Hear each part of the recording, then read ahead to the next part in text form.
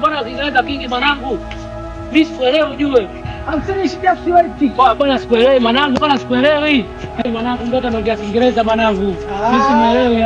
Da, toka muda tunatengeneza hata anaongea Kiingereza muda wote.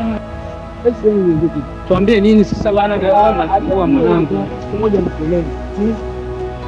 Mkwani mimi nimesema 7. Ndio. Lakini nimefika pale Mwenge pale ITV, shule inaitwa British.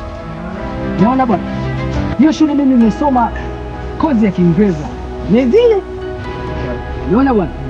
Lakini mimi Kiingereza nakifika vizuri sana. Hata kudanganya kwamba miezi mitatu ndio umejifunza Kiingereza chote.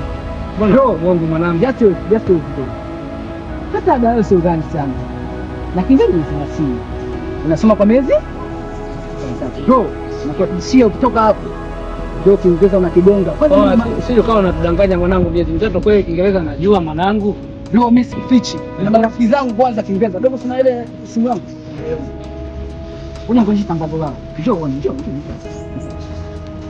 Wajua unaweza kusoma kidato cha 5 na 6 kwa mwaka mmoja tu au kurudia kidato cha 6 na ukaenda chuo kikuu huku ukipata na mkopo wa serikali. British School kwa kutumia walimu wabobevu na teknolojia hali ya juu wanakuwezesha kutimiza ndoto hii. Wahi sasa, usajili wa kidato cha 5 na 6 kwa mwaka mmoja unaendelea. Wengi wamesoma British School kidato cha 5 na 6 mwaka mmoja na sasa wapo vyuo vikuu mbalimbali ndani na nje ya nchi. Pia wanaendelea na usajili wa kozi ya walimu wa chekechea, bila kusahau kozi ya Kiingereza na kompyuta zinapatikana. Vipindi vya asubuhi, mchana na jioni. British School ipo Mwenge ITV Dar es Salaam, wanatazamana na kanisa la KKKT. Jamani, sawa mimi sijui Kiingereza, lakini hivi punde tutaonyesha.